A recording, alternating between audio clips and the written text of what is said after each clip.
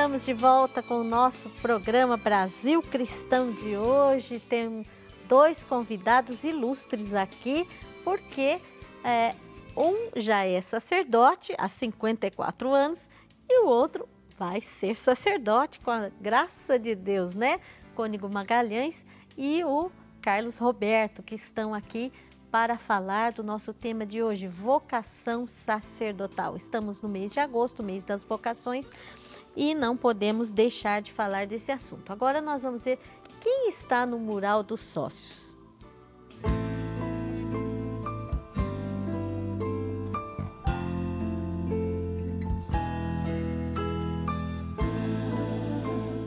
Para o nosso mural de sócio, recebemos a foto em família do nosso sócio Benedito Antônio Silva Souza, da cidade de Paconé, Mato Grosso.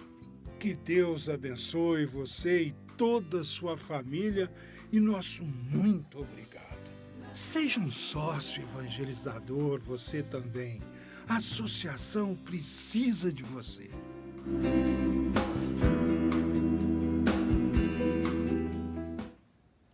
Benedito Antônio e toda a sua família, que foto linda que você mandou aí com a esposa, com os filhos. Muito obrigada. Deus abençoe você. A distância é grande aí até o Mato Grosso, mas como eu já disse para a nossa querida dona Águida, que também esteve conosco no Mural dos Sócios de hoje, a distância é grande, mas o coração está junto, porque o amor de Cristo nos uniu. Muito obrigada por ser sócio e pela sua fidelidade. Deus abençoe muito, muito, muito, ainda mais a sua família, viu, querido? Muito obrigada mesmo. E nós estamos recebendo muitas participações. Uma delas, sabe, Carlos, é do Caio Felipe, que está mandando aqui dele e da turma do Seminário Maior, um alô para o seminarista e toda a equipe do Brasil Cristão, viu? Um abraço para eles. O pessoal está assistindo lá, viu? Olha, eu também quero colocar aqui, antes de continuarmos, viu, padre? Quem está assistindo o programa lá de Cruzeiro do Oeste, no Paraná, é a Kalina. E ela falou que amanhã o papai dela vai fazer aniversário, seu Plínio. E mandou uma foto aqui da dona Lourdes com o seu Plínio. Eu quero mostrar porque é aniversário, né? Parabéns, dá para ver? Onde que eu mostro? Aqui? Aqui? Dá para ver? Isso. Parabéns, seu Plínio. Deus abençoe o senhor e que o senhor seja um grande pai, que o senhor carregue nos ombros a graça de um pai, viu? Um beijão para o senhor e para a dona Lourdes. Então, também quero mandar um abraço aqui para Pernambuco, a nossa querida sócia lá, Risoneide, que já é há mais de 12 anos sócia, e ela mandou o nome de várias pessoas aqui da família, por quem ela pede oração, e ela pedindo oração pelo padre que fez o casamento dela há 31 anos, Padre Jesus Garcia. Então, eu acho muito gratificante isso, né? É verdade. Ela está pedindo aqui oração para ele e diz que ele já está com Deus. Então, já faleceu o Padre Jesus Garcia, mas está no coração dela, né? Da Risoneide. E também pede aqui pelo Padre Miguel, pai do Padre Marco Maciel e todas as pessoas aqui, em especial o pai dela, todos da família. Padre Magalhães, Cônigo Magalhães, né? É gratificante acompanhar assim a vida das pessoas, né? É muito gratificante, E a gente encontra ao longo do dia, né, no trabalho da gente, a gente encontra muitas pessoas que fazem questão de dizer para a gente: olha, o senhor fez o meu casamento, o senhor batizou meu filho. Tem então, muita gente gostoso. Que faz, se o senhor está na família assim há muitos anos. Tem muita gente que se encontra comigo e fala, porque eu também ficava na paróquia como assessor, como auxiliar, né, enquanto trabalhava em outros setores da diocese. E então eu tive a oportunidade de fazer o casamento de muita gente, pessoas de colégio, né? Dos meios de comunicação, de paróquias.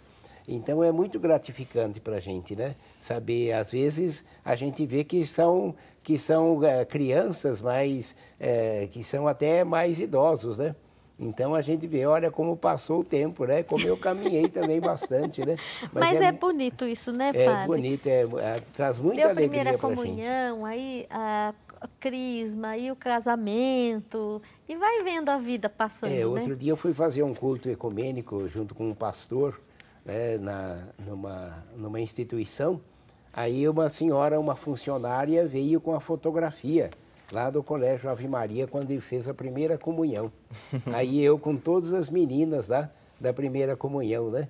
Então é uma alegria, né? Ela levou até a fotografia lá para mim ver, mostrar realmente como eu estive presente na vida delas e nunca esqueceram, né? Nunca esqueceram. E certamente rezando pelo Senhor, rezando né? também. Claro, claro. E agora, padre Cônego Magalhães, né? A gente fala, padre, eu conheci o senhor como padre, é difícil falar cônego, né? Mas é o Cônego Magalhães e é o nosso querido Carlos Roberto, que está aqui também, que daqui a pouco vai ser padre Carlos Roberto, se Deus quiser, né? Nós vamos ver um evangelho agora e da multiplicação dos pães. Por quê? Nós já vamos saber o porquê. Vamos ver juntos? Quando soube da morte de João Batista, Jesus partiu e foi de barca para um lugar deserto e afastado. Mas quando as multidões ficaram sabendo disso, saíram das cidades e o seguiram a pé. Ao sair da barca, Jesus viu grande multidão. Teve compaixão deles e curou os que estavam doentes.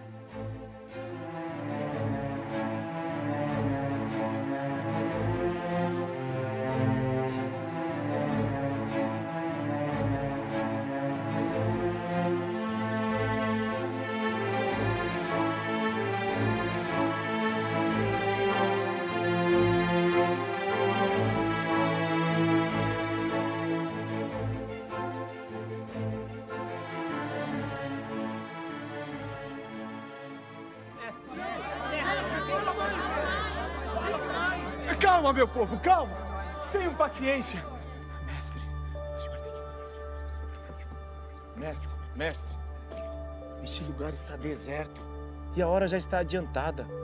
Despede as multidões para que eles possam ir a algum povoado para comprar o que comer. Eles não precisam ir embora. Deem a eles vocês mesmos de comer.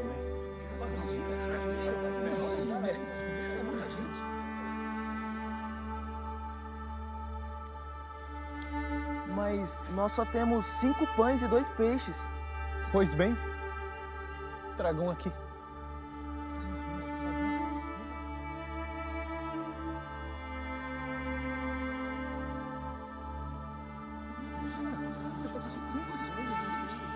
Peçam por gentileza, para que todos se sentem. Vamos?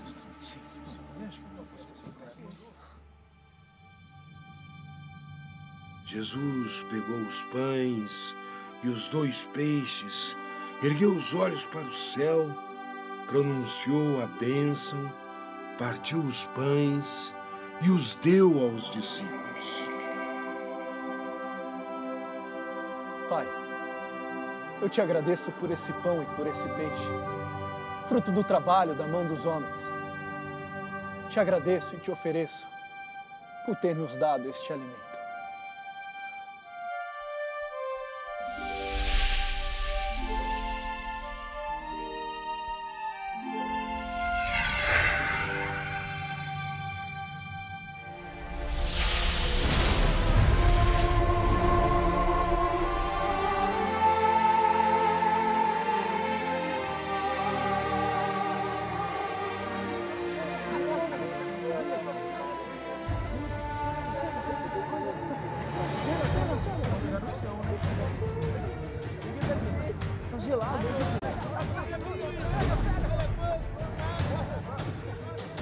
E os discípulos distribuíram as multidões.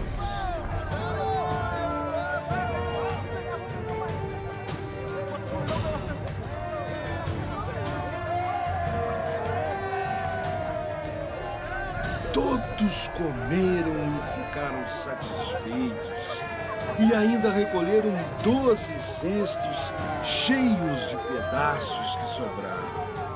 O número dos que comeram era mais ou menos 5.000 homens, sem contar mulheres e crianças.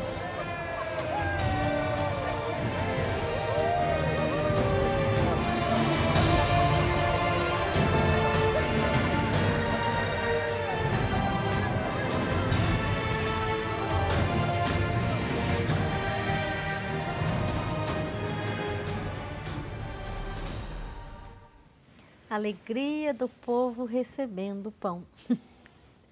E o trabalho, né, Padre e Carlos? O trabalho dos discípulos ali. Dai-lhes vós mesmos de comer. O que essa palavra diz, Padre, no seu coração? Eu vejo que muitas vezes nós esperamos muito que Deus resolva as situações, né, que se apresentam a nós ao longo do nosso dia a dia. Mas temos que procurar dentro de nós mesmos, temos que procurar a resposta, porque Deus já nos ensinou, já nos mostrou o caminho, né, com a sua palavra.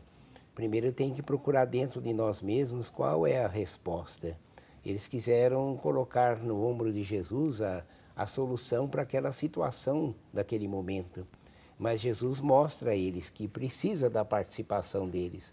Então, creio que esse pedido de Jesus é muito importante para a gente saber que eu não só devo me preocupar com as coisas que eu tenho, mas eu tenho uma dívida também com as outras pessoas e devo também partilhar sempre aquilo que eu tenho com os outros. E quando ele diz, dai-lhes vós mesmos de comer, ele quer dizer que vocês unidos, vocês podem encontrar uma resposta, uma solução para todas as dificuldades que aparecerem na vida das pessoas, das famílias, da comunidade. Então é um apelo muito grande, assim, para mim, nesse sentido de pedir uma renúncia contínua, no sentido de precisar também de me despojar de mim mesmo, do meu tempo, das coisas que eu tenho, para também me ocupar muito mais da vida das pessoas. Para dar de comer a essas pessoas. Dar de comer às pessoas, dentro das necessidades de cada pessoa, né? E isso a gente pode fazer também através da comunidade, né? Então, como o Jesus pediu a eles que fizessem como apóstolos, a gente pode também abrir espaço para que pessoas da comunidade também distribuam os seus talentos. Às vezes a gente se fecha muito e restringe muito a participação do povo na comunidade. Eu vejo lá na paróquia quanta gente trabalhando em diversos trabalhos que não são sacramentais e nem de evangelização no sentido de anunciar Jesus, mas que estão cuidando das pessoas. Pessoas que se oferecem porque têm um talento, um serviço profissional e oferecem-se também para atender as pessoas, confortar, ajudar, conversar, ouvir e até usar alguns medicamentos naturais. E, entre aspas, estão dando de comer, né? Estão dando de comer. É verdade. E, Carlos, você como vê esse dai-lhes vós mesmos de comer? É assim, né, como o Cônego disse, né, na própria participação com as pessoas, né? A atitude de Jesus, primeiro, foi a compaixão, né? Quando a gente se deixa tocar pela necessidade do outro, né? A gente vive, às vezes, num contexto de tanto individualismo, cada um preocupando com aquilo que é o seu problema, né? Então, para nós, para mim, né, que estou me formando para o ministério, né, ter Jesus como esse modelo de bom pastor, aquele que está junto com as ovelhas, né, e procura buscar caminhos, né, de resposta a tantas necessidades que hoje o mundo apresenta, de todas as ordens espirituais, sociais, familiares, né? E ele deixou a mensagem, ele deixou o evangelho, ele deixou o exemplo, né? E é ele atuando em nós, através de nós, né? De tantos modos e meios, como o cônego citou, né? Através das pastorais, através da partilha do pão, da palavra, da Eucaristia, né? Também, que vai nutrindo essa comunidade de fé, que é a igreja, para que ela possa ser sinal no mundo, né? Diante das dificuldades, onde quer que esteja, de que forma esteja, né? Ser uma luz, um sinal, trazer uma resposta que vem da fé, né? Que, como o cônego disse, inspirados na fé, nós conseguimos achar algumas respostas, né? E caminhar juntos. Que bom. Cônego Magalhães, no ramalhete de opções que o mundo oferece hoje, tem muito, né? Tem muito a oferecer. É difícil ser padre hoje? Tem os momentos, assim, mais, também de solidão, de conflitos, né? Mas eu vejo mais no sentido de precisar atender, primeiro, as necessidades de cada pessoa, de cada família, e segundo, o mais importante, o mais difícil é respeitar a personalidade de cada um. Que cada um é uma pessoa, cada um tem uma forma de pensar, de agir, de encaminhar os problemas, de resolver as coisas, as questões da comunidade. Então, o que eu sinto que é mais difícil é ser um ponto de encontro, de reconciliação, de construção da comunhão na comunidade, não só o padre respeitando a individualidade, os temperamentos de cada um, os gostos de cada um, mas também fazendo com que eles também se entendam, eles também criem essa fraternidade. E depende muito também do padre, na medida em que ele também se abre para que as pessoas se aproximem e respeita a individualidade de cada um, as pessoas vão aprendendo também a conviver melhor, apesar das dificuldades, como Jesus, que escolheu apóstolos de vários temperamentos, né? De vários modos de pensar. E era aquela paciência de Jesus para conversar, para orientar. Olha, agora vamos para um lugar à parte, vamos conversar um pouquinho. Talvez a situação não estava boa, aí um tem ciúme do outro, a mãe que diz, senta um à direita e outro à esquerda, será que é possível isso? Aí o pessoal fica com ciúme, né? Então isso faz parte da comunidade, como a gente sente na família, a gente sente na comunidade. E não é só da comunidade e igreja, né? Também numa empresa, numa escola, né? A gente vê essa dificuldade de relacionamento. E Jesus trabalhou muito essa parte do relacionamento. Eu acho que na comunidade e no meu trabalho, eu sempre procurei colocar como base essa comunicação, a abertura de um para o outro e que cada um cuidasse do bom relacionamento, né? Não deixasse as coisas passar adiante. Se tem alguma coisa contra o outro, alguma coisa não está satisfazendo, está magoando, não coloca isso na gaveta. Coloca na comunidade, né? Expõe a comunidade, procura alguém mais próximo para você poder também se entrosar, né? Que beleza, padre, quanta paz, serenidade o senhor transmite e também quanta experiência nessas suas palavras, viu? E sinceridade também, né? É verdade. Sinceridade. Quanta experiência, né, Carlos? Porque você vai viver tudo isso aí. Sim. Como que você vê essa dificuldade para ser padre nos desafios? Sim. Como a sociedade, né, muda muito rápido, né? Os valores mudam muito rápido. Então, o padre é aquele que ajuda as pessoas a irem assimilando essas mudanças, né? E, ao mesmo tempo, orientando para aquilo que há algumas mudanças que, embora sejam inevitáveis, elas vão contra aquilo que o Evangelho nos apresenta, nos mostra, né? Então, é esse pastor que caminha junto, né? Que também está, apesar de vivermos como estivéssemos fora do mundo, estamos no mundo, né? Temos que estar. Então, também essa luta que o próprio padre vive, né? Na sociedade, de procurar trazer os valores da fé para dentro da vida, né?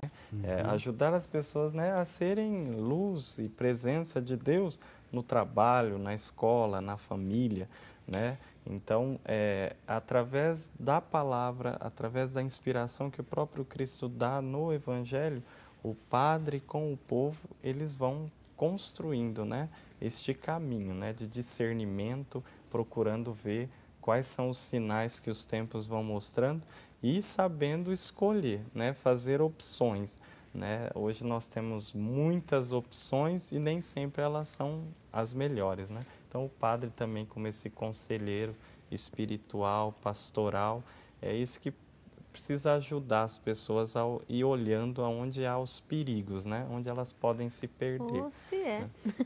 E a gente tem visto essa resposta aqui da importância dos padres na vida das pessoas pelas participações que eu tenho recebido aqui nas minhas mãos. E eu quero ler com tanta alegria essa participação da Luizete Alves, que ela é de Campo Grande, lá no Mato Grosso do Sul. Ela diz o seguinte: apresento o nome do meu pai falecido, que é o Ataliba Alves, e todos os pais vivos e falecidos. Mas ela coloca o nome do padre Eduardo Dougert como padre importante na formação da vida dela. E coloca todos os sacerdotes do mundo inteiro. Através do sacerdote, Jesus está presente na Eucaristia. Obrigada, viu, Luizete, pela sua participação, querida. E foi muito importante aqui. E também de Osasco, São Paulo, a Francisca Felina Lima Martins Silva está pedindo aqui oração para que Deus abra uma porta de emprego para o Jaime Martins Pereira. Nós estamos nesta campanha pedindo que Jesus abra a porta para o emprego e vamos colocar nas 100 missas essa sua intenção, viu, minha querida? Dá tempo de você ligar, dá tempo de mandar seu e-mail, vamos ter o sorteio no final do programa, um CD do padre Reginaldo Manzotti, Entre Amigos, vai ser sorteado, e um terço com contas de madeira das mãos ensanguentadas de Jesus. Padre Magalhães vai abençoar esse terço antes de ser enviado. Você pode ligar, pode mandar sua participação, dá tempo nesse intervalo. Vamos lá e a gente já volta.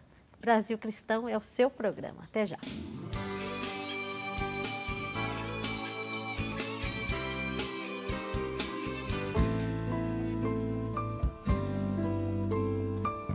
Quanto mais rezamos, mais seremos capazes de experimentar a presença de Jesus. Por essa razão, somos convidados a falar sempre com Jesus através dos nossos pensamentos e palavras. Este é o artigo escrito por Padre Francisco Senen. Jesus ouve a nossa oração.